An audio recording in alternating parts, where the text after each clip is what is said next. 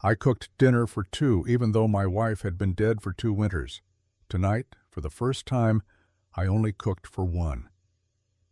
The pot sat on the stove, smaller than usual, 1 potato, 1 piece of salted pork, enough beans for a single man. The kitchen felt wrong, too quiet, too empty, like a church after everyone has gone home. My name is Thomas Rain. I am 36 years old. I own 300 acres of sheepland in the Bitterroot Valley, 20 miles from the town of Corvallis, Montana. The year is 1883, December 24th, Christmas Eve. I have not celebrated Christmas since Anna died. She died 2 winters ago, childbirth. The baby died 3 days later, a boy. We never named him. I could not bring myself to name something I had already lost. The doctor told me I had to choose, save Anna or save the child. I screamed at him, save my wife, save her. But I was not fast enough, not strong enough. My voice broke when it should have been firm. The doctor hesitated. He chose the baby. I lost both. Since then, I have been afraid of making decisions, any decision. So I let things happen. I let the days pass. I let the seasons turn. I cooked for two because it was easier than accepting she was gone. But tonight, something changed. I stood at the stove and realized I was not cooking for Anna. I was cooking for a ghost. And ghosts do not eat. So I made 1 plate, just one. The wind screamed outside. A blizzard had been building since noon. Snow piled against the windows like white walls. The kind of storm that kills cattle, the kind that buries fence posts, the kind that makes men forget where their own barns are. I ate alone at the table. The chair across from me was empty. For 2 years, I had set a plate there. Tonight, I did not. The silence was unbearable. I washed my plate. I put it away. I added wood to the fire. The house creaked under the weight of the wind. The rafters groaned. Outside, the world was white and howling. I walked to the window and looked out. Nothing. Just snow. Just darkness. Just the endless cold. Then I heard it. A knock, soft, hesitant, almost lost under the wind. I froze, my hand on the curtain, my breath stopped. Nobody comes out here, not in weather like this, not at night, not on Christmas Eve. Another knock, louder this time. I thought I was imagining it. 2 years of loneliness does that to a man. You start hearing things, voices, footsteps, the sound of someone calling your name when no one is there. But the knock came again. I walked to the door. My heart pounded. I hesitated, my hand on the latch. What if it was nothing? What if I opened the door and found only wind and snow? What if it was something? I pulled the door open. The cold hit me like a fist. Snow blew into the house. The lantern light spilled out onto the porch. And there she stood. A woman. Tall. Taller than me. 6 feet at least. Maybe more. Broad shoulders. Strong arms. Her skin was dark. Wind burned. Streaked with dirt and something darker. Blood. She wore a deerskin dress torn at the hem. No coat. No shoes. Her feet were bare. Blue with cold. Her black hair hung in frozen tangles around her face. Her eyes were dark, empty, like she had walked so far she had forgotten why. She looked at me. She did not speak. I stared at her. My mind could not catch up. A woman, an Apache woman, alone, in a blizzard, on my porch. Then she spoke. Her voice was low, rough, like gravel under wagon wheels. I am not asking you to save my life. I am asking you to let me die inside, not out here in the snow like an animal. I opened my mouth. No words came. She swayed. Her legs buckled. She caught herself on the doorframe. Her hand left a smear of blood on the wood. I did not think. I reached for her. She was too heavy. I am not a large man, 5'9", 160 pounds. She was solid muscle. I tried to pull her inside. She did not move. Not. Help me, I said. My voice cracked. Please, walk. Just a few steps. She opened her eyes. She looked at me, really looked at me, like she was deciding whether I was worth the effort. Then she stepped forward. 1 step, 2. Her weight leaned into me. I braced myself. My boots slid on the floor. I grabbed her arm. Her skin was ice. We made it through the door. I kicked it shut behind us. The wind stopped. The fire crackled. The warmth of the house wrapped around us both. She collapsed.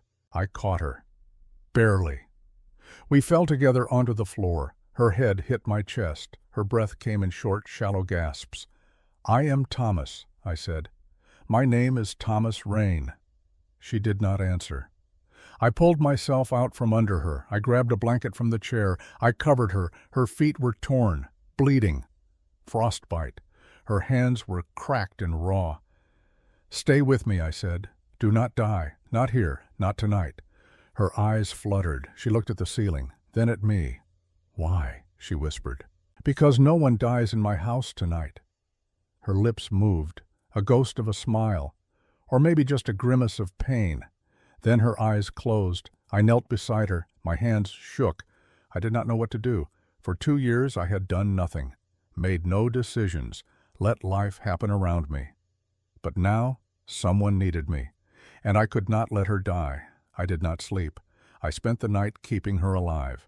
First, I moved her closer to the fire. She was too heavy to carry, so I dragged her. My arms burned. My back screamed, but I got her there. I built up the fire until the room was sweltering. I peeled off her frozen dress. It was stiff with ice.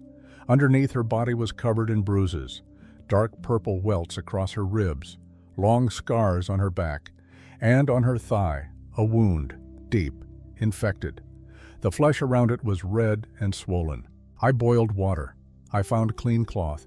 I poured whiskey into a bowl. "This is going to hurt," I said. She did not respond. Her eyes were closed, her breathing shallow. I soaked the cloth in whiskey. I pressed it to the wound. She did not scream. She did not even flinch. Her jaw tightened, her fingers curled into fists, but she made no sound. I stared at her. Most men would have howled, but she lay there, silent, enduring. "You are strong," I whispered. Her eyes opened, just a crack. "Strength is all I have," she said. I cleaned the wound as best I could. I wrapped it in bandages. I covered her with every blanket I owned. Then I sat beside her and waited. The night stretched on. The fire popped. The wind howled. The world outside was buried in white. She spoke once, around midnight. "My name is Ayana." I looked at her. Her eyes were open now, clear, focused. "Ayana," I repeated. "What does it mean, eternal bloom?" In my language. She said it without emotion, like it was a fact, nothing more. "What happened to you?" She was silent for a long time. I thought she would not answer. Then she spoke. "I am Nez Perce. My father died 3 years ago.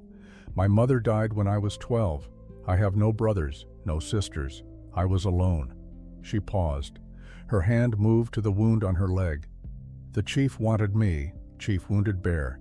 He is 62 years old. He already has 2 wives. He wanted a third. I said no." Her voice did not waver, but I saw the tightness in her jaw, the way her hand gripped the blanket. They said I was ungrateful, that I should be honored, but I did not want to be his wife.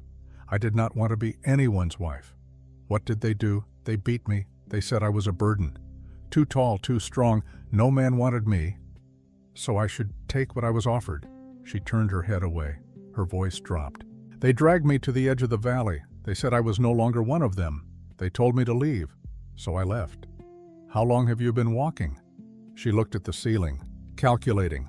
5 days. Maybe 6. I lost count. 5 days. In the snow. With no shoes, no coat, no food. I felt something twist in my chest. "You should be dead." She smiled. It was bitter. Hollow. "I know." Silence settled between us. The fire crackled. The wind scratched at the windows. "Why did you knock on my door?" I asked. She turned to look at me. Her dark eyes met mine. I saw the light. I thought if I was going to die, I did not want to die alone in the dark. Something broke inside me when she said that, because I understood. For 2 years, I had been dying alone in the dark. I just had not realized it. "You are not going to die," I said. Her eyes searched my face. "Why do you care?" I did not have an answer, so I said the only thing I could. "Because someone has to." She closed her eyes. Her breathing evened out. She slept. I stayed awake. I watched her. I added wood to the fire. I checked her wound. I made sure she was warm. And, for the first time in 2 years, I did not think about Anna. I thought about this woman, this stranger, this Apache woman who had walked 5 days through hell and still had the strength to knock on a door. Morning came. The storm had not stopped. Snow piled higher. The world was white and silent. I woke to the sound of chopping. I sat up, disoriented. I had fallen asleep in the chair by the fire. Ayanna was gone. Panic shot through me. I stood.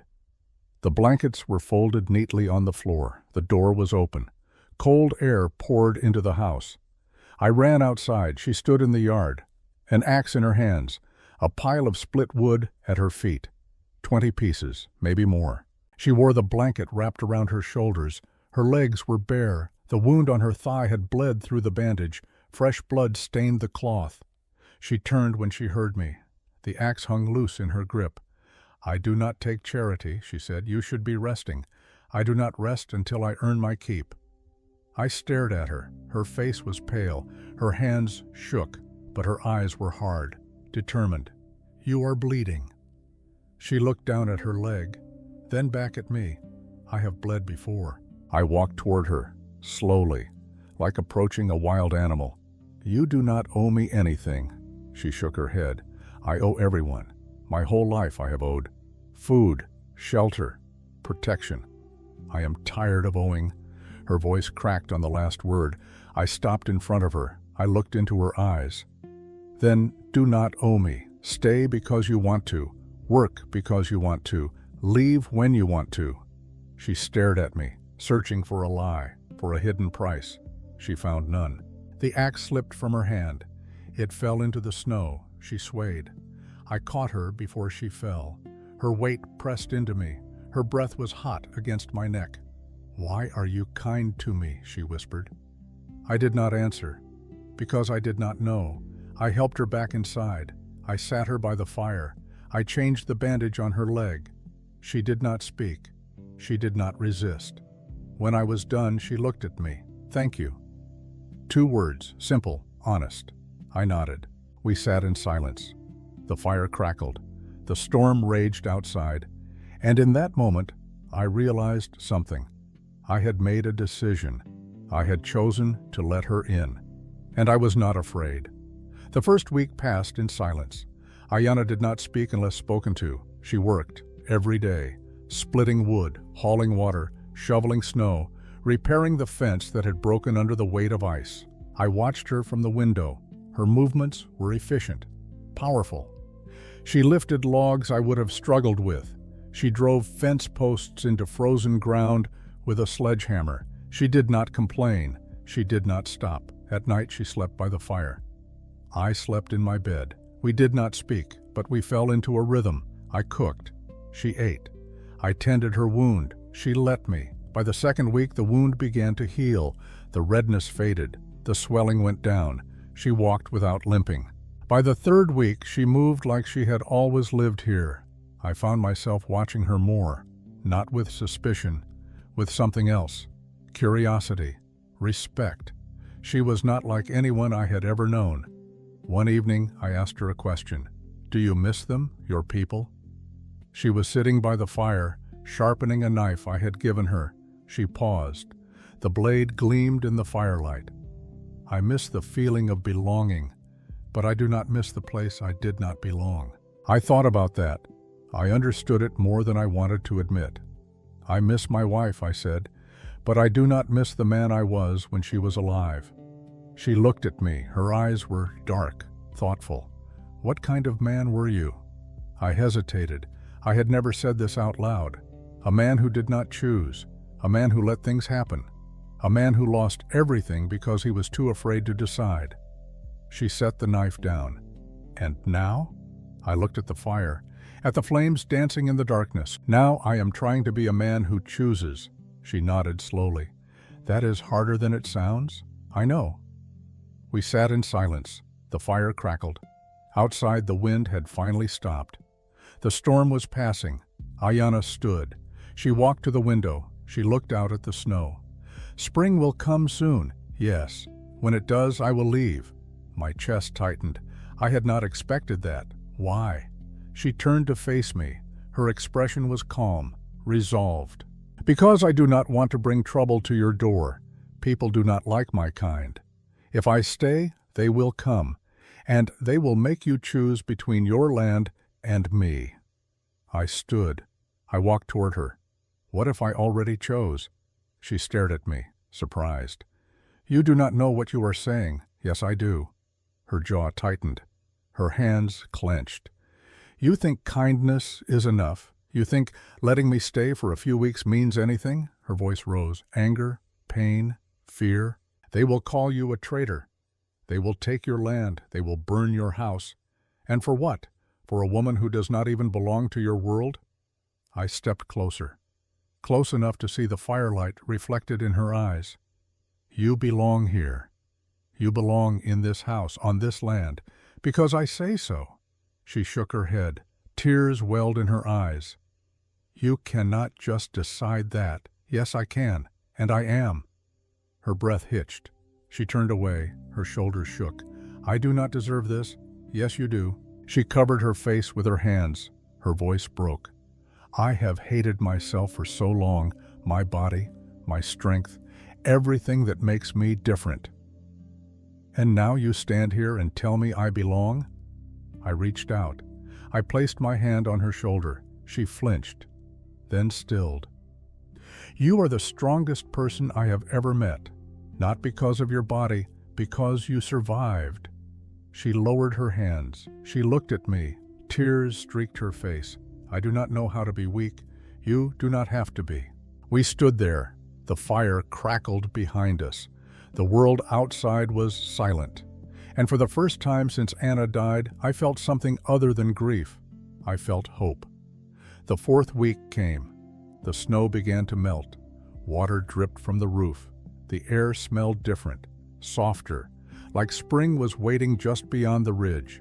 I had to go into town. Supplies, medicine.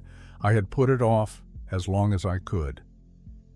Ayana stood in the doorway as I saddled the horse. How long will you be gone? A few hours, maybe longer, if the roads are bad. She nodded. Her face was unreadable. I will finish the fence while you are gone. I mounted the horse. I looked down at her. Ayana. She looked up. I am coming back. Her lips pressed together. She nodded once. I know. I rode toward town. The road was mud and slush. The horse picked its way carefully. The sun was bright. The sky was blue. It felt wrong after so many weeks of gray. Corvallis was small. A main street, a general store, a church, a saloon. Maybe 50 people lived there. Everyone knew everyone. I tied my horse outside the general store. Dutch Mercer owned it. He was the only person in town I spoke to. I walked inside. The bell above the door rang. Dutch looked up from behind the counter. He was 58. Gray beard, kind eyes. Thomas, good to see you. Dutch, he studied me. His expression shifted, concerned. You look different. Do I? He nodded. Less haunted. I did not know what to say to that. I need supplies, bandages, flour, salt. He started gathering the items. Then he paused. Thomas, I heard something. What? He set the flour down. He leaned on the counter. People are saying you have someone living with you.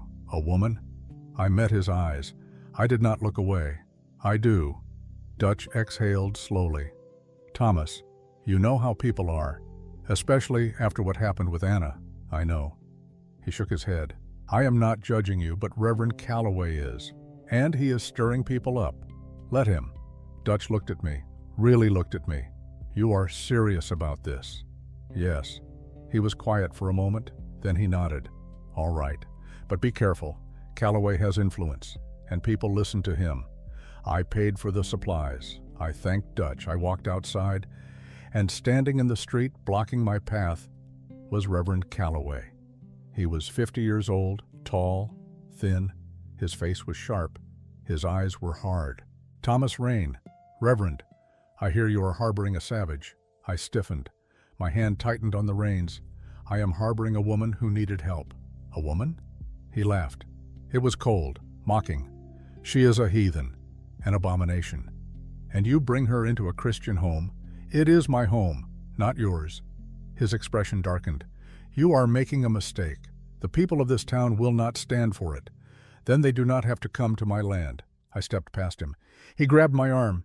"You will regret this." I looked at his hand, then at his face. "Let go."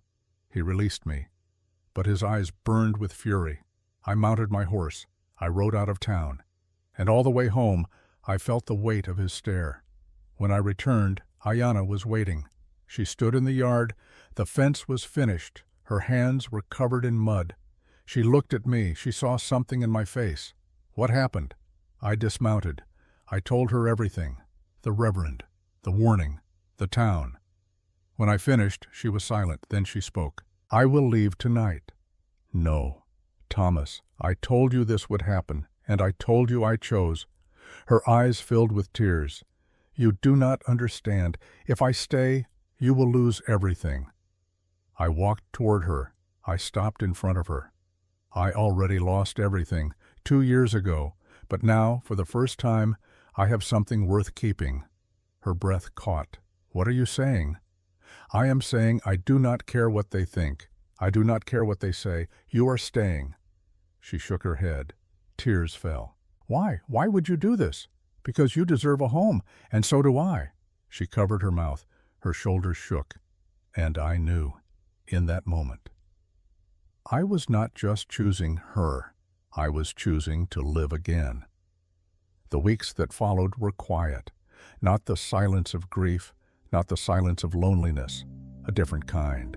The silence of two people learning to exist in the same space without words. Ayanna stayed. She did not ask permission. She did not thank me again. She simply stayed, and I simply let her. We fell into a pattern, a rhythm, like two instruments learning to play the same song. She woke before dawn. I woke to the sound of her moving through the house, the soft thud of her boots, the creak of the door, the whisper of wind as she stepped outside. By the time I dressed and walked into the kitchen, coffee was already brewing. She had learned where I kept the grounds, how much water to use, how long to let it steep.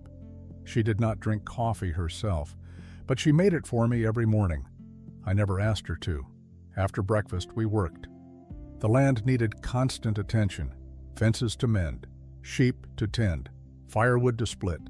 In winter, survival was a full-time job. Ayanna worked like 3 men. She carried fence posts on her shoulders that would have taken me 2 trips. She hauled water from the well without stopping to rest. She shoveled snow from the barn roof while I cleared the paths below. I watched her sometimes. When she did not know I was looking. She moved with precision, efficiency, no wasted motion, like someone who had learned early that survival meant never stopping, never resting, never being weak. But there were moments, brief, fleeting, when she would pause.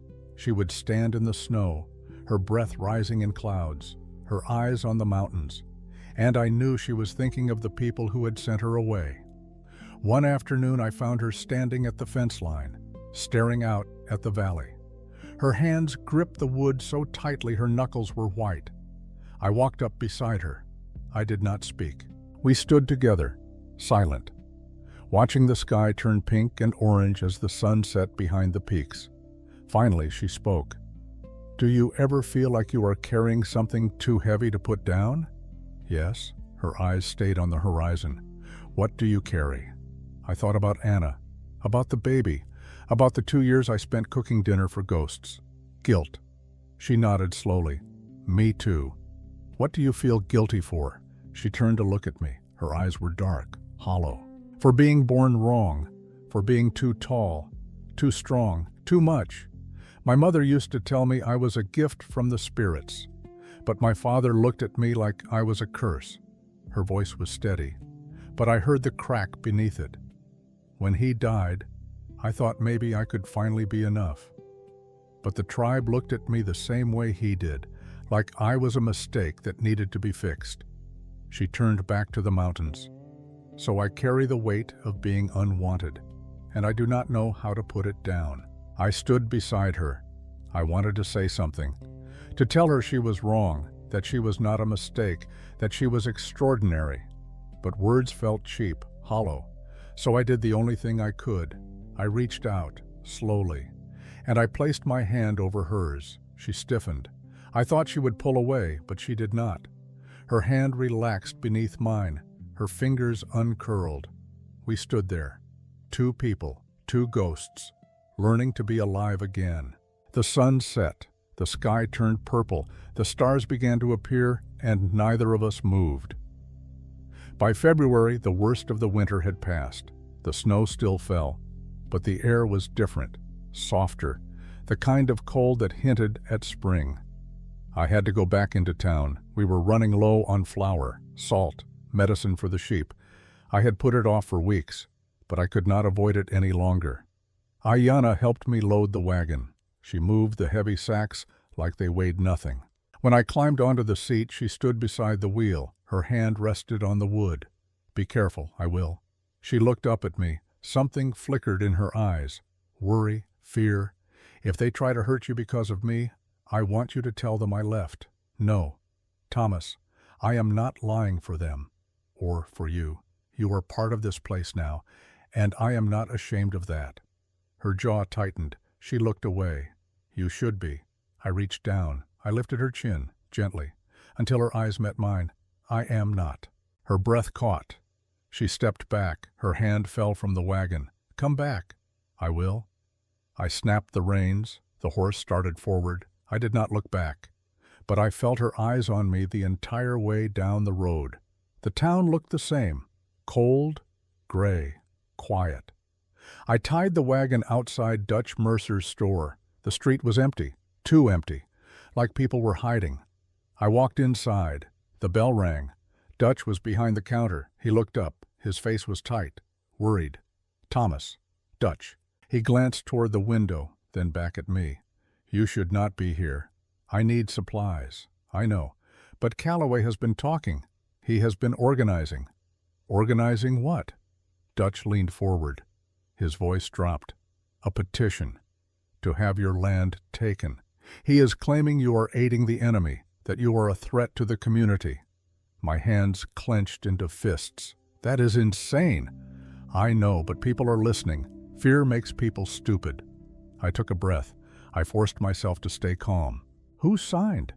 Dutch hesitated. "Most of the town." "Most?" He nodded. "I did not. Neither did Ida Yates or Doc Whitmore. But we are the minority."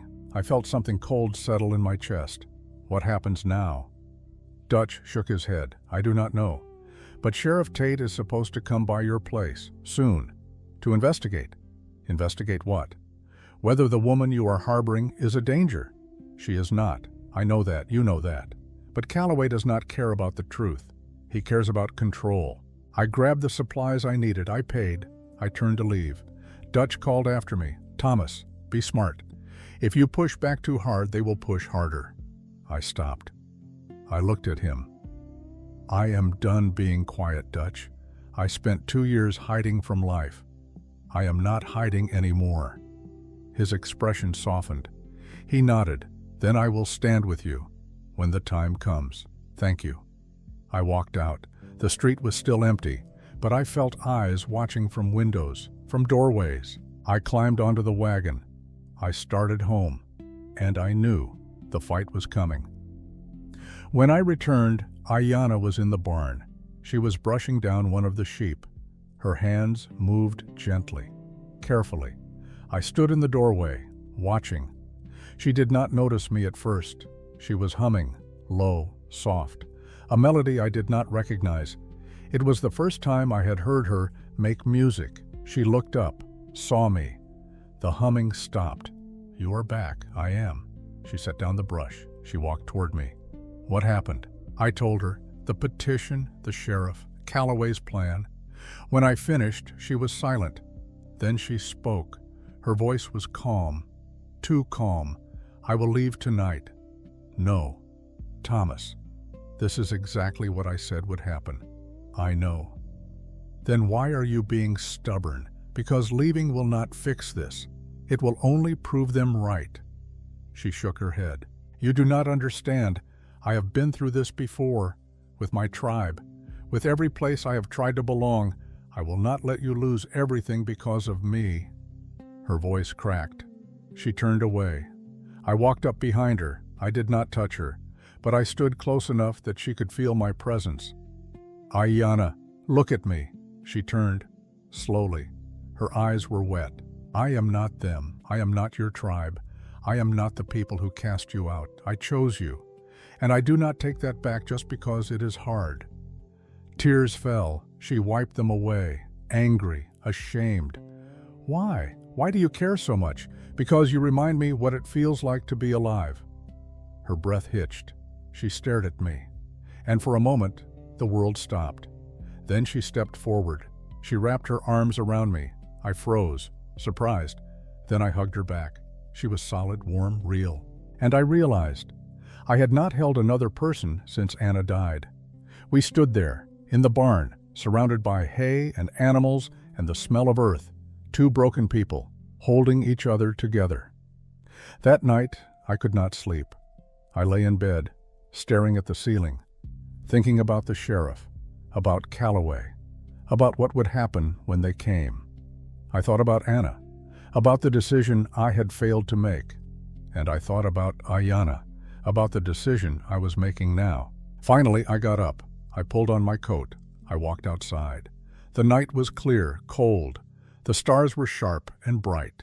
I walked to the back of the property, to the small plot of land where Anna was buried.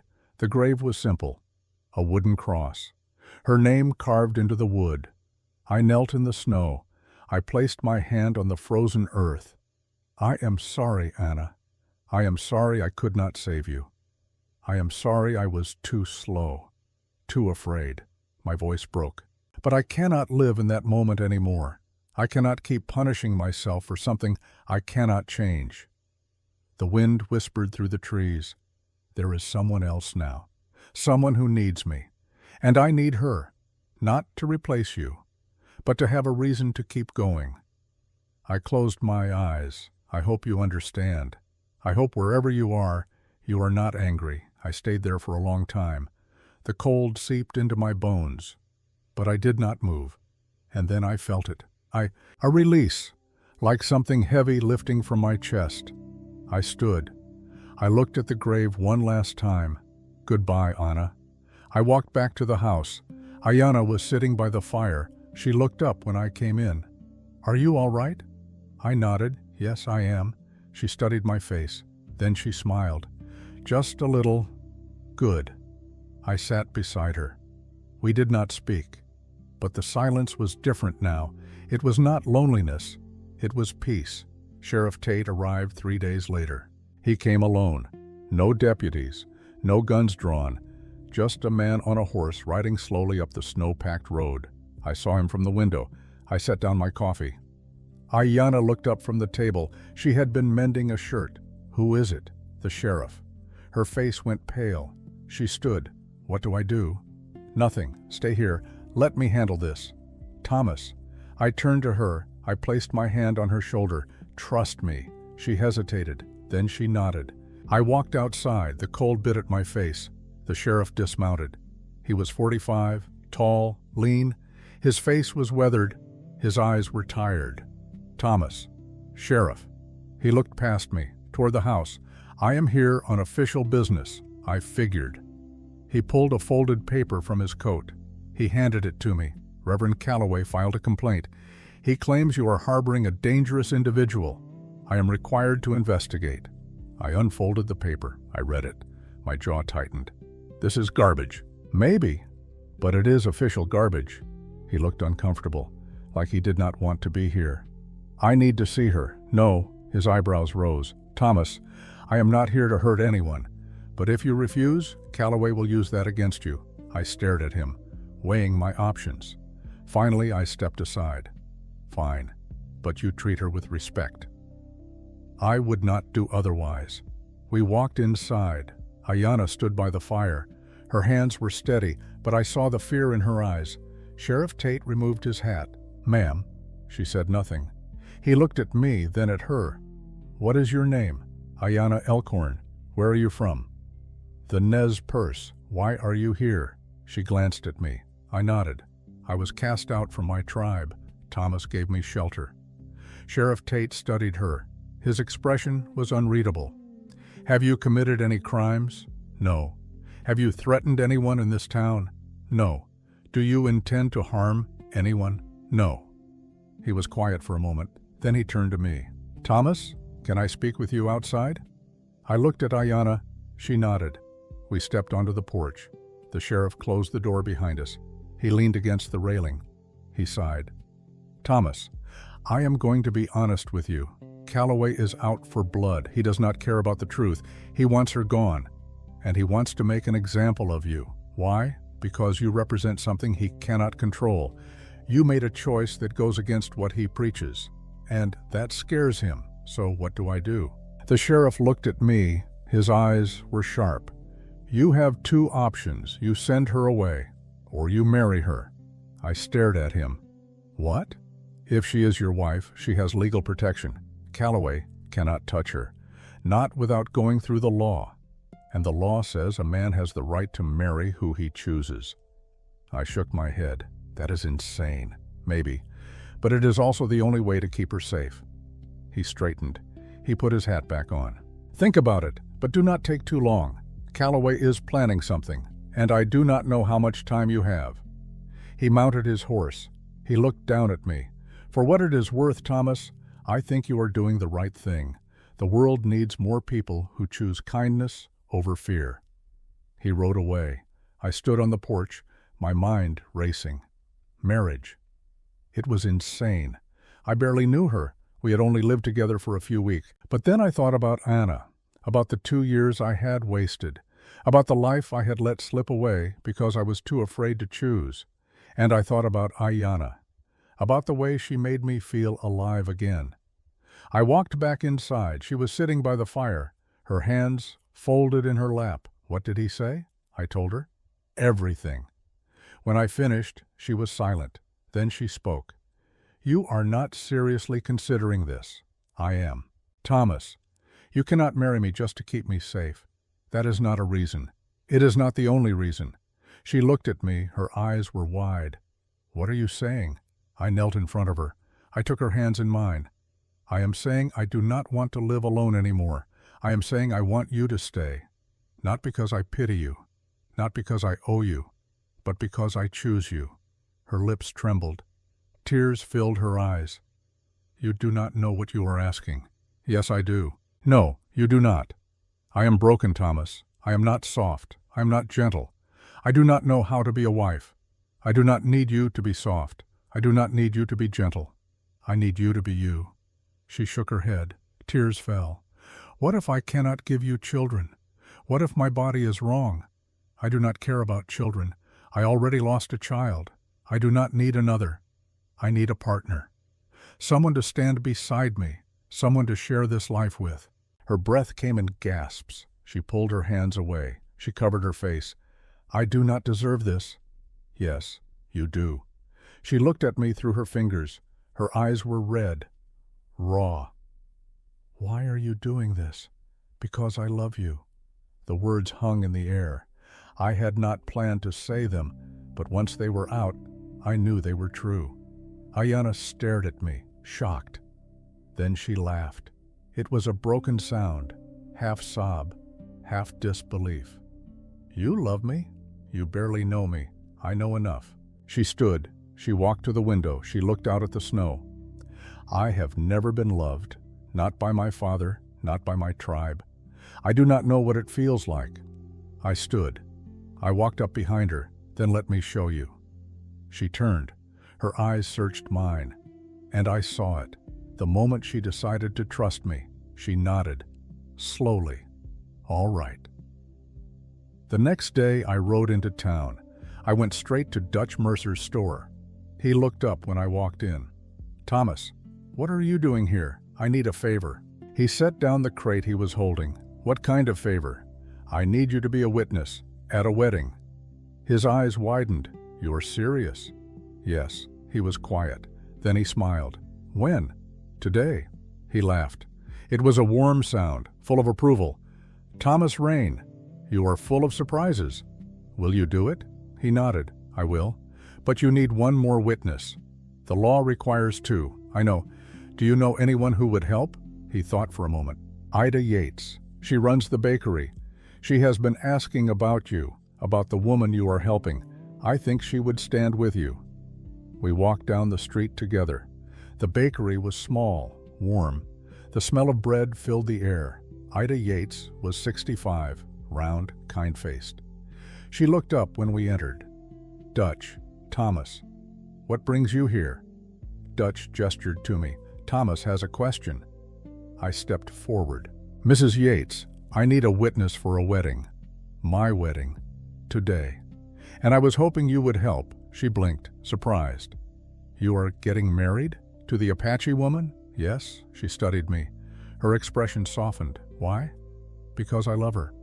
And because she deserves to be protected." Mrs. Yates smiled. It was sad, knowing.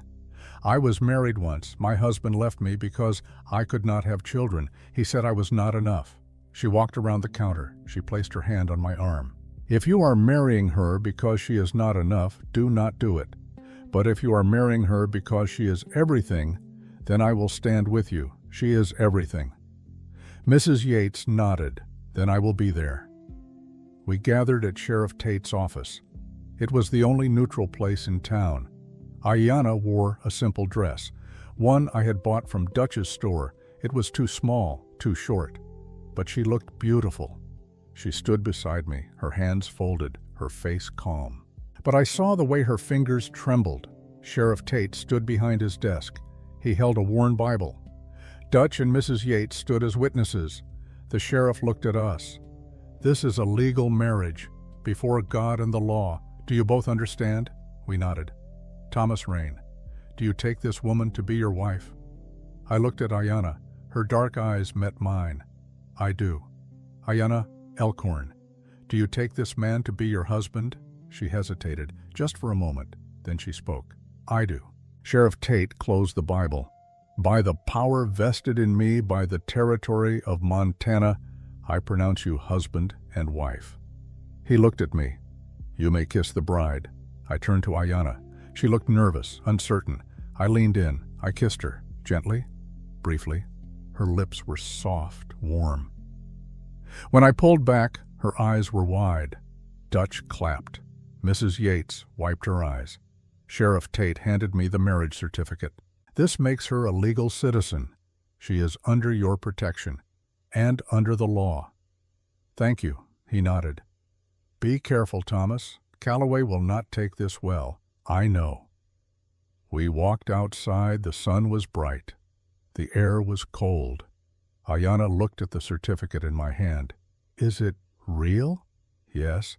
She touched the paper. Her fingers traced the words. "I have never had anything that said I belonged. Now you do." She looked up at me. Tears streaked her face.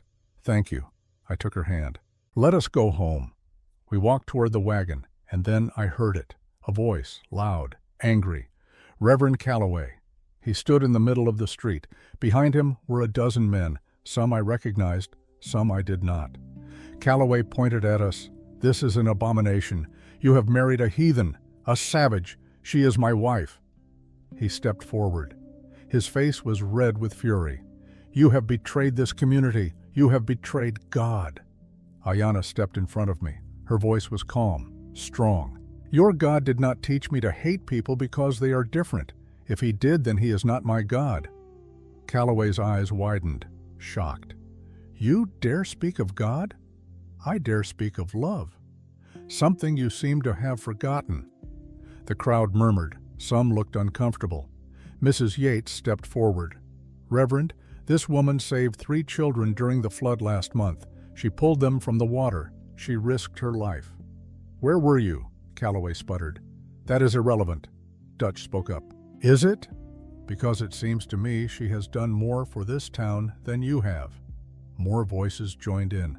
"Not all, but enough." Calloway looked around. He realized he was losing control. He pointed at me. "This is not over." Then he turned. He walked away. The crowd dispersed. Sheriff Tate approached us. "You made an enemy today, I know," he smiled. "But you also made some friends." He tipped his hat. He walked away. Ayanna looked at me. "What happens now?" I took her hand. "Now we go home, and we start our life together." We climbed onto the wagon, and as we rode away, I felt something I had not felt in years. I felt free. Spring came slowly to the Bitterroot Valley. The snow did not vanish overnight. It melted in stages, first from the south-facing slopes, then from the valleys, last from the shadowed places beneath the pines. By March, the roads were mud. The creeks ran high and fast with snowmelt. The air smelled different, alive, like the earth was waking up after a long sleep. Ayanna and I settled into married life. It was not what I expected, not what either of us expected. We shared a bed, but for the first weeks, we slept with space between us, a careful distance, like two animals learning to trust. She would lie on her side, facing the wall. I would lie on mine, facing the window. But sometimes in the middle of the night, I would wake to find her hand reaching across that space, her fingers barely touching mine. I never pulled away. Slowly, the distance shrank. One night she turned toward me instead of the wall. Another night I woke with her head on my shoulder, her breath warm against my neck. We did not speak about it. We did not need to. Our bodies were learning a language our mouths could not yet speak. During the day, we worked. The land demanded it. Winter had been hard on the fences, on the barn, on everything. Ayanna threw herself into the work with the same fierce determination she brought to everything. She rebuilt the chicken coop. She cleared the irrigation ditches. She hauled stones from the creek to reinforce the foundation of the barn. I watched her lift a beam that would have required 3 men. She positioned it, secured it, moved to the next task without pausing. "You are going to hurt yourself," I said. She looked at me. Sweat ran down her face. Her arms were streaked with dirt. "I have been hurt before. This is nothing. That is not what I mean." She set down the hammer. She walked over to me. "What do you mean?" "I mean you do not have to prove anything. Not to me, not to anyone." Her jaw tightened. "I am not trying to prove anything. I am trying to be useful. You are already useful. You are already enough." She looked away, her hands clenched. "I do not know how to just be Thomas. I only know how to work, how to earn my place. You do not have to earn anything. You are my wife. This is your home. You belong here whether you lift a single stone or not." Her eyes filled with tears. She wiped them away quickly, angry at herself for showing weakness. "Old habits are hard to break. I know. But we have time." She nodded. She picked up the hammer again. But I noticed. After that conversation, she paused more often. She would sit on the porch steps and watch the sunset. She would stand in the garden and feel the soil between her fingers. She was learning to rest, and I was learning to let her. One afternoon in early April, Dutch Mercer rode up to the house. He dismounted slowly. His face was serious. "Thomas, Ayanna." We walked out to meet him. "What is wrong?" I asked. Dutch glanced between us. "There was a meeting last night. In town. Calloway called it." "What kind of meeting?" He pulled a folded paper from his coat. He handed it to me. It was a petition signed by 37 people demanding that the territorial government investigate my marriage, claiming it was fraudulent, claiming Ayanna was a threat to public safety. My hands shook as I read.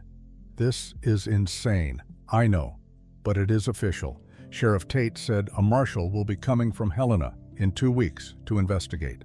Ayanna's face went pale. What will they do? Dutch looked at her with sympathy. They will interview you both, separately. They will ask questions, try to determine if the marriage is legitimate, and if they decide it is not? He hesitated. They can annul it, and they can deport Ayanna to a reservation. The words hit like a fist. Ayanna turned. She walked into the house without a word. I looked at Dutch. "What do we do?" He shook his head. "I do not know, but you need to be prepared. Calloway is not going to stop. He sees you as a symbol of everything he fears. Change, difference, the erosion of his power. Then let him fear." Dutch placed his hand on my shoulder. "Be smart, Thomas. Do not give him ammunition." He mounted his horse. He rode away. I stood there, the paper in my hand, my mind racing. Then I walked inside. Ayanna was sitting at the table, her head in her hands. I sat beside her. "We will fight this." She looked up. Her eyes were red. "How?" "They have the law on their side. They have the town. What do we have? Each other." She laughed. It was bitter. "That is not enough. It has to be." She shook her head. "Maybe I should just leave, before the marshal comes. It would be easier." "Easier for who? For you." I stood. I pulled her to her feet. I held her shoulders. "Listen to me. I did not marry you to make my life easier. I married you because I choose you every single day, and I am not letting you go without a fight." Tears fell. She tried to turn away. I would not let her. "You think I am weak," she whispered. "No, I think you are tired of fighting alone. But you are not alone anymore." Her breath hitched. She collapsed against me. Her body shook with sobs. I held her. I let her cry. I did not try to fix it. I just held her. And after a long time, she pulled back. She wiped her eyes. "All right, we fight." I nodded. "We fight." The next 2 weeks were the longest of my life. We prepared. We gathered documents, the marriage certificate, letters from Dutch and Mrs. Yates testifying to our character, a statement from Sheriff Tate confirming the marriage was legal and voluntary. But I knew. Documents were not enough. We needed to prove our marriage was real, not just on paper, but in truth. One evening, Ayanna sat by the fire. She was sewing. Her fingers moved deftly, creating something from scraps of fabric. "What are you making?" I asked. She held it up, a small blanket, soft, carefully stitched. "For the baby." I froze. "What baby?" She looked at me, her expression unreadable. "The one we will have, someday, if we survive this." My chest tightened. "Ayanna, you do not have to. I told you. I do not need children. I know, but maybe I do." She set the blanket down. She looked into the fire. "I spent my whole life being told my body was wrong, too big, too strong, not made for softness, not made for motherhood. And I believed it." Her voice broke. "But when you look at me, you do not see something broken. You see something whole. And maybe that means I could be a mother, if I wanted to be." I knelt beside her. I took her hand. "You would be an extraordinary mother." She smiled. It was small, fragile. I hope so. We sat together. The fire crackled. Outside, the wind whispered through the trees, and for the first time, I allowed myself to imagine it. A child, a family, a future. The marshal arrived on a cold morning in late April. He came with 2 deputies. All 3 wore badges. All 3 carried rifles. I stood on the porch. Ayanna stood beside me, her hand in mine. The marshal dismounted. He was 50, gray-haired. His face was weathered. His eyes were hard. "Thomas Rain?" "Yes." "I am Marshal Garrett. I am here to investigate a complaint regarding your marriage." "I understand." He looked at Ayanna. His expression did not change. "You are Ayanna Elkhorn?" "Ayanna Rain." He nodded. "I need to interview you both, separately. I will start with you, Mrs. Rain. My deputies will speak with your husband." Ayanna's hand tightened on mine. "It will be all right," I whispered. She nodded. She followed the marshal into the house. The deputies led me to the barn. They sat me on a bale of hay. They stood over me, arms crossed. The older one spoke first. "How long have you known your wife?" 4 months. "And you married her after how long?" 3 months. He raised an eyebrow. "That is fast. When you know, you know." The younger deputy smirked. "Or when you want to protect an Indian from deportation." My jaw tightened. "I married her because I love her." The older deputy leaned forward. Do you share a bed? Yes. Do you have relations? That is none of your business. It is, if we are determining the legitimacy of your marriage. I stood. I stepped toward him. My wife and I share a life. We share a home. We share a bed. What happens in that bed is between us and God. The deputy stepped back, surprised by my intensity. Sit down, Mr. Rain. No. The younger deputy reached for his rifle. Sit down. I did not move. We stared at each other, the tension thick enough to cut. Then the older deputy sighed. Enough. We have what we need. They walked out. I followed. Inside, Ayanna sat at the table. The marshal sat across from her, his notebook open. He looked up when I entered. We are done here. And? He closed the notebook. He stood. I will submit my report to the territorial governor. You will receive a decision within 30 days. That is it? That is it. What will you tell them? He looked at me, then at Ayanna. I will tell them what I saw. A man and a woman. Living together, working together, building a life together. Whether that is enough, I do not know. He walked to the door. He paused. For what it is worth, I think you are genuine. But the law does not care about feelings. It cares about proof. He left. The deputies followed. Ayanna and I stood in the empty house. What did he ask you? I said. Everything. How we met, why we married, what our life is like. He asked if I loved you. What did you say? She looked at me. Her eyes were clear. I said yes. My breath caught. Do you? She crossed the room. She stood in front of me. I did not know what love was before you. I thought it was ownership, control. But you taught me it is something else. It is choosing someone. Every day, even when it is hard. She placed her hand on my chest, over my heart. So yes, I love you. I pulled her into my arms. I kissed her. Not gently, not tentatively, but with all the fear and hope and desperate need I had been holding inside. She kissed me back, her hands tangled in my hair, her body pressed against mine. We stumbled toward the bedroom. We fell onto the bed. We shed our clothes. Our hands explored, urgent, hungry. And for the first time there was no distance between us, no hesitation, no fear, just two people, choosing each other. Completely. The waiting was agony. Every day I expected a letter. Every day nothing came. The waiting was agony. Every day I expected a letter. Every day nothing came. April turned to May. The land exploded with life. Wildflowers covered the meadows. The sheep gave birth to lambs. The garden we had planted began to sprout.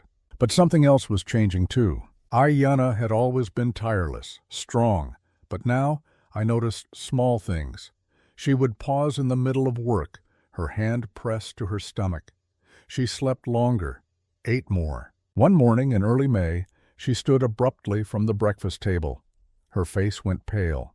Her hand flew to her mouth. She ran outside. I followed. She was bent over behind the house, retching. When she finished, she straightened. She wiped her mouth with the back of her hand. I stood beside her, worry knotting my chest. Are you ill? She looked at me. Her eyes were wide, uncertain. I do not think so. Then what? She placed her hand on her stomach. Her voice was barely a whisper. I think I am pregnant. I have missed my cycle. Twice now. And this sickness. It comes every morning. My heart stopped. Are you certain? She shook her head. No, but my mother told me stories, before she died, about how she knew she carried me. This feels the same. The world stopped. Are you sure? She nodded. I have missed 2 cycles. And this morning's sickness. It is the same as my mother described. I stared at her. 1,000 emotions crashed through me at once. Joy, terror, hope, fear. How do you feel? I asked. She straightened. She placed her hand on her stomach, scared, but happy. I pulled her into my arms. We need to see a doctor. She nodded against my chest. We rode to town the next day, to the office of Dr. Whitmore. She was the only female doctor in the territory, 50 years old, sharp-eyed, no nonsense. She examined Ayanna in private. I waited outside, pacing, my hands sweating. When the door opened, Ayanna emerged. Her face was flushed. "Well?" Dr. Whitmore smiled. "Congratulations, Mr. Rain. You are going to be a father." My legs almost gave out. "Is she all right? Is the baby all right?" Dr. Whitmore nodded. "She is healthy, strong. The baby appears to be developing normally, but I need to monitor her closely. Given her size and strength, the pregnancy may progress differently than typical." "What does that mean?" "It means she needs to rest more, work less. And come see me every 2 weeks." I looked at Ayanna. She rolled her eyes.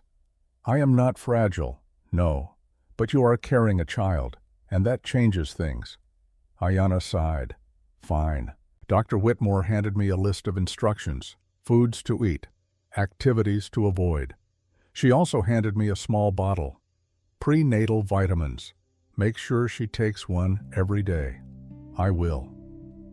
We left the office. We climbed onto the wagon. Ayanna looked at me. "You are terrified." "Yes." She took my hand. "So am I, but we will do this together." I brought her hand to my lips. I kissed her knuckles, together. News of the pregnancy spread through town, faster than wildfire. Some people congratulated us. Dutch, Mrs. Yates, Sheriff Tate. Others were silent, disapproving. Reverend Calloway was furious. He stood in the street one day as we passed. He pointed at Ayanna. "That child is an abomination, a mongrel. It should never have been conceived." Ayanna stopped the wagon. She climbed down. I tried to stop her. "Ayanna, do not." She ignored me. She walked straight up to Calloway. She towered over him. He stepped back, nervous. "My child," she said, her voice low and dangerous, "will be loved. My child will be wanted. My child will know kindness, which is more than I can say for whatever poison you would raise." Calloway's face turned red. "You dare?" "Yes, I dare. Because I am not afraid of you. I was beaten by my own people, cast out into the snow, left to die, and I survived. You think your words can hurt me?" She leaned closer. "You are a small man with a small heart, and my child will be better than you in every way." She turned. She walked back to the wagon. She climbed up. I stared at her, stunned. She snapped the reins. We rode away. "That was incredible," I said. She smiled. I meant every word. May turned to June. Ayanna's belly began to show, just a small curve, but unmistakable. She moved differently now, more carefully. She still worked, but she listened to her body. She rested when she was tired. She ate when she was hungry. I became obsessed with taking care of her. I cooked every meal. I insisted she sit while I did the heavy lifting. I watched her constantly, making sure she was all right. One evening she laughed. "Thomas, I am pregnant, not dying, I know. But I lost Anna. I lost the baby. I cannot lose you too." Her expression softened. She took my face in her hands. "You will not lose me. I am stronger than Anna was. My body is built for this. How do you know?" "Because I have carried heavy things my whole life. This is just one more." She kissed me. "Trust me, I do." But the fear did not go away. In late June, the letter arrived. I saw the writer from the window, official territorial seal on the envelope.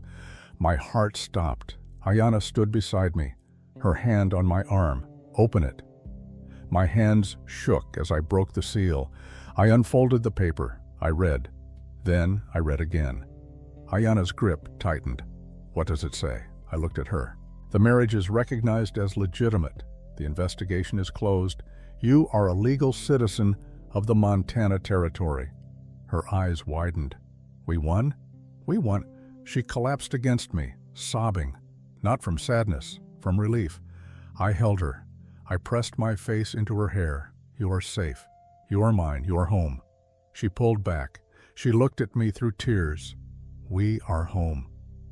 July brought the flood. It started with rain. 3 days of heavy, relentless rain.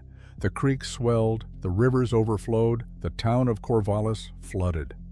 Dutch rode to our house, frantic. "Thomas, we need help.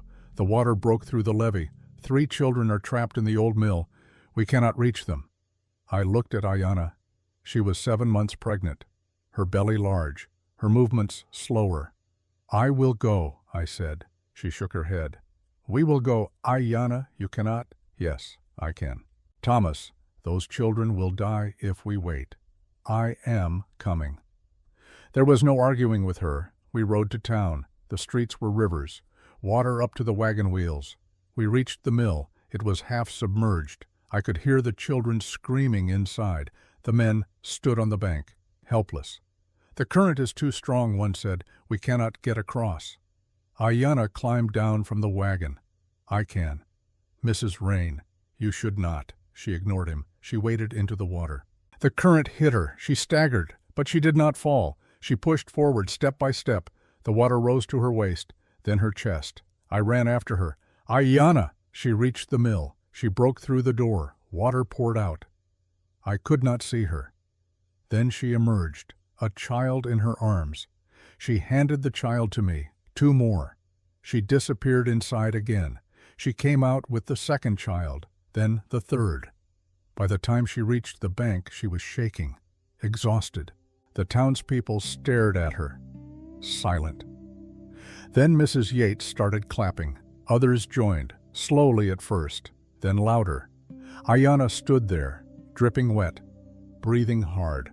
And for the first time the town saw her, not as a savage, not as a threat, but as a hero. That night, Reverend Calloway came to our house. I opened the door, surprised. He stood there, his hat in his hands, his face tight. "What do you want?" He looked past me, at Ayanna sitting by the fire. I came to apologize. I stared at him. "What?" He cleared his throat. "I was wrong, about you, about your wife. I let fear guide me instead of faith. And I am sorry." Ayanna stood. She walked to the door. "Why now?" "Because you saved those children. You risked your life, and your child, for people who treated you terribly. That is not the act of a savage. That is the act of a Christian." He looked at me. "I will withdraw my opposition. I will tell the town to leave you in peace." Ayanna studied him. "I do not forgive you, not yet, but I accept your apology." Calloway nodded. "That is fair." He turned. He walked away. I closed the door. I looked at Ayanna. "Did that just happen?" She smiled. "I think it did.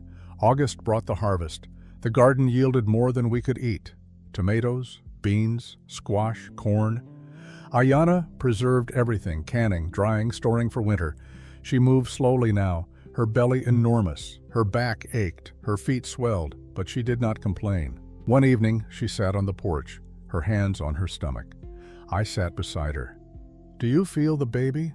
She took my hand. She placed it on her belly. "Wait." I felt it, a flutter, then a kick. I laughed. Strong, like the mother. She leaned her head on my shoulder. "What should we name the baby?" I thought for a moment. "If it is a boy, Samuel. It means God has heard. And if it is a girl," she smiled, "Nasha, in Apache. It means owl, born at night." I like that. We sat together, watching the sun set over the mountains. And I realized this was happiness, not the absence of pain, but the presence of love. September brought the birth. It started in the middle of the night. Ayanna woke me, her face tight. "It is time." I rode to town. I brought Dr. Whitmore back with me. She examined Ayanna. She nodded. "You are doing well, but it will be hours yet. Try to rest." I could not rest. I paced. I prayed. I held Ayanna's hand when the contractions came. She did not scream. She breathed through the pain, her jaw clenched, her body shaking, but she did not break. Hours passed. The sun rose. The pain intensified. Dr. Whitmore checked again. "It is time to push." Ayanna gripped my hand. She bore down. I watched her. This woman, this warrior, bringing life into the world. And I knew I had never loved her more. One final push. A cry filled the room. Dr. Whitmore lifted the baby. She smiled. "It is a boy." She placed him on Ayanna's chest. Ayanna looked down at him. Tears streamed down her face. "He is perfect." I leaned over. I looked at my son, tiny, red, screaming, and I felt something break open inside me. Not grief, not fear, joy. "Welcome, Samuel," I whispered. Ayanna looked at me. "Nasha. We will call him Nasha too. Both names, both worlds." I nodded. Both worlds. Dr. Whitmore cleaned him, wrapped him, handed him to me. I held my son. His eyes opened. Dark, like his mother. He looked at me, and I swear, he knew me. "Hello, little one. I am your father. And I promise, I will protect you. I will love you. I will teach you to choose kindness over fear." Ayanna reached for me. I sat beside her. We looked at our son together. "We did it," she whispered. "We did." December came. 1 year since the night Ayanna knocked on my door. 1 year since I opened it and found a woman standing in the snow, barefoot, bleeding, asking only to die inside instead of out in the cold. Now she stood beside me, healthy, strong, our son bundled in blankets in her arms. We stood on the porch. The snow fell gently, soft, like white feathers drifting from the sky. The land stretched before us, white, silent, beautiful. "A year ago," I said quietly, "I was alone. I cooked dinner for ghosts. I spoke to shadows. I was waiting to die without admitting it." Ayanna looked at me, her dark eyes warm in the lamplight. "And now?" I looked at her, at the curve of her cheek, the strength in her shoulders, the gentle way she cradled our son. "Now I am alive." She smiled. It was the kind of smile that changed her entire face. Soft, open, free. "So am I." Nasha stirred in her arms. His tiny fist pushed free of the blanket. His eyes opened, dark like his mother's, curious like mine. I reached out. I touched his hand. His fingers wrapped around my thumb, strong, determined. "He is going to be stubborn," Ayanna said. "Like his mother." She laughed. "Like his father." I pulled them both close, my wife, my son, my family. The wind whispered through the pines. The snow continued to fall. The world was cold and quiet. But inside this circle of three, there was warmth. We walked back into the house. The fire crackled in the hearth. The smell of fresh bread filled the air. Ayanna had baked that morning, a skill she was still learning, but getting better at every day. I closed the door. I locked out the cold. Ayanna laid Nasha in the wooden cradle I had built, the one I had spent weeks sanding smooth, making safe, making perfect. He yawned. His eyes drifted closed. He slept. We stood over him, watching, the way new parents do, like the child might disappear if we looked away. "He is real," Ayanna whispered. "Sometimes I wake up and think I dreamed all of this. You, him, this home." I took her hand. "It is real." She leaned into me, her head on my shoulder. "I was cast out," she said softly, "by my own people. I walked for days, bleeding, broken, ready to die. And then I found you. You did not find me. We found each other." She turned. She looked up at me. "Do you ever regret it, opening that door?" "Never. Not even when Cowboy tried to destroy us? Especially not then." She smiled. Then she kissed me, soft, slow, the kind of kiss that said everything words could not. When she pulled back, her eyes were wet. "I love you, Thomas Rain. I love you, Ayanna Rain." We stood together in the firelight, the house warm around us, our son sleeping peacefully. Outside, winter ruled. The snow piled high. The cold pressed against the windows. The wind howled. But inside, there was life. There was love. There was hope. And I knew, as surely as I knew my own name, winter would come again. It always did. There would be hard days, difficult choices, challenges I could not yet imagine. But we would face them together, Ayanna and I, Thomas and Ayanna, two people who had been broken by the world, who had found each other in the darkest season, who had chosen love over fear, hope over despair, and our son, Nasha, Samuel, a child born from two worlds, carrying the strength of both. He would grow up knowing he was wanted, loved, cherished. He would never wonder if he belonged, because he did. We all did. I added another log to the fire. The flames leaped higher, casting dancing shadows on the walls. Ayanna sat in the rocking chair, the one Dutch had given us as a wedding gift. She picked up her sewing, the small blanket she was making for Nasha. I sat across from her, whittling a small toy horse from a piece of pine. We worked in comfortable silence. the kind of silence that comes from knowing someone completely, from trusting them absolutely, from choosing them every single day. The clock on the mantel ticked, the fire crackled, the baby breathed softly in his cradle, and outside the snow continued to fall, covering the land, blanketing the world, transforming everything into something clean, something new. A year ago I had been frozen, locked in ice, unable to move forward, unable to let go. But now the ice had melted. Spring would come again. And when it did, we would plant new seeds, build new dreams, create new memories. Together, always together. I looked at my wife, at my son, at the home we had built from nothing but determination and love. And I thought about the night Ayana knocked on my door, the choice I had made to open it, the choice she had made to step through, all the choices that had followed. And I knew, with absolute certainty, I would make the same choices again, every single one, because they had led me here, to this moment, to this life, to this love, the end.